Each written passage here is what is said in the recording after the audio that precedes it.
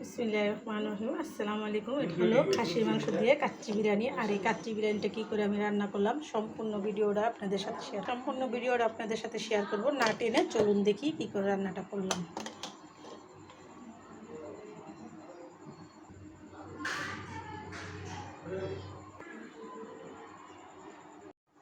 খাসির গোস্তের কাচ্চি রান্না করার জন্য আমি এখানে 1 কেজি চিনি গুঁড়া পোলার চাল নিয়েছি।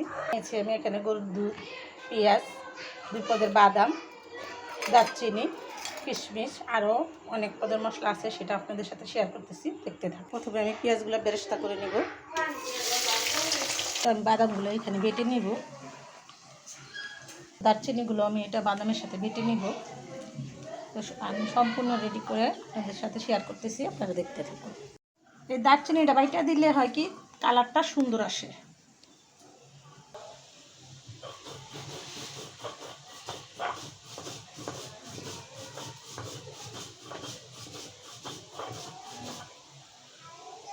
পেঁয়াজটা এখানে বেরেস্তা করা হয়ে গেছে। আমি কয়েকটা আলু ভাজা নিব। আমার আলুগুলো এখানে ভাজা হয়ে গেছে। তো আমি এখানে 1 কেজি খাসির গোস্ত নিয়েছি। তো আমি এখানে আমি বাদাম বাটাটা দিয়ে দিব, দারচিনি বাটাটা দিয়ে দিলাম 1 চামচ শাহি গরম মশলার গুঁড়ো দিয়ে দিলাম, তেজপাতার ফাঁকি দিয়ে দিলাম, স্বাদ মতো নুন। আর এই নুনটা বলার জন্য আমার 10টা নেকি হলো।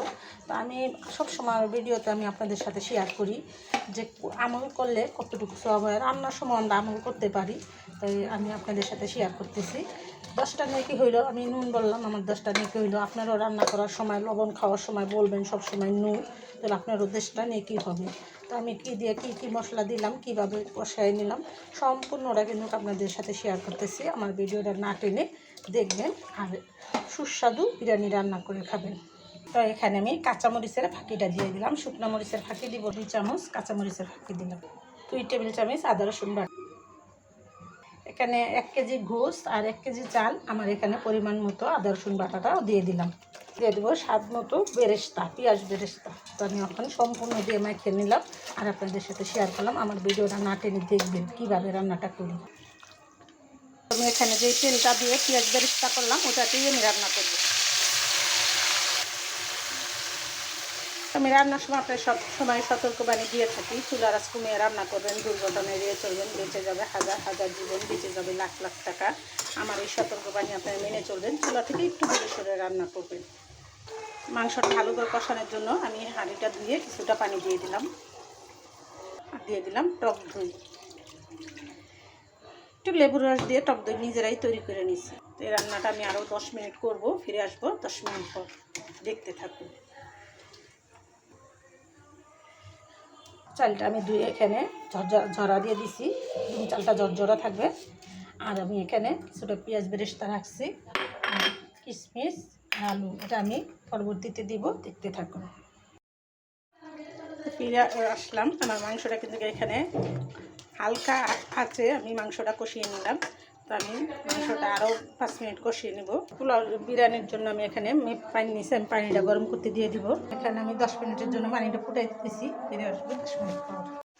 তো মাংসটা আমার এখানে কষা হয়ে গেছে, খাসির মাংস। তো আমি আপনার বিরিয়ানির মধ্যে দিয়ে দিব, কীভাবে রান্না করবো সম্পূর্ণ ভিডিও আপনাদের সাথে শেয়ার করবো, না টেনে দেখতে থাকুন। আমি এখানে দিয়ে দিব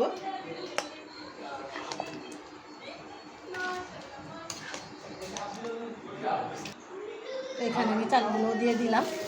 আমি একদম নর্মালভাবে সিম্পলভাবেই রান্নাটা করি, আমি তেল মশলা কম দিই। আর আমার রান্নায় আপনারা তেল মশলা কম পাইবেন, একদম সিম্পলভাবে রান্নাটা করি। আমার ভিডিওটা দিয়ে দেবো কিছুটা কাঁচামরিচ, দিয়ে দেবো আলু,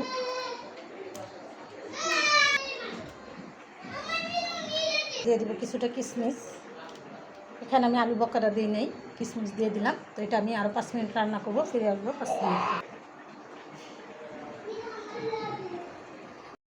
তো ফিরে আসলাম 10 মিনিট পর। আমার এখানে বিরিয়ানিটা দম দেওয়া হয়ে গেছে। তো আমি এখন নামিয়ে নিব আর আপনাদের সাথে শেয়ার করলাম। তো দিয়ে দেবো কিছুটা পেঁয়াজ বেরেস্তা।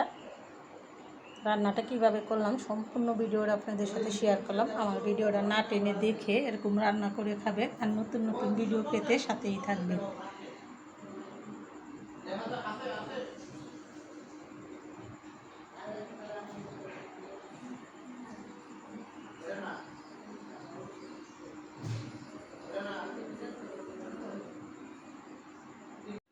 বিসমিল্লাহির রহমানির রহিম। আসসালামু আলাইকুম। এটা হলো খাসির মাংস দিয়ে কাচ্চি বিরিয়ানি। আর এই কাচ্চি বিরিয়ানিটা আমি কী করে রান্না করলাম সম্পূর্ণ ভিডিওটা আপনাদের সাথে শেয়ার করব। না টেনে চলুন দেখি কী করে রান্নাটা করলাম। আর নতুন নতুন ভিডিও আপনাদের সাথে উপহার নেব।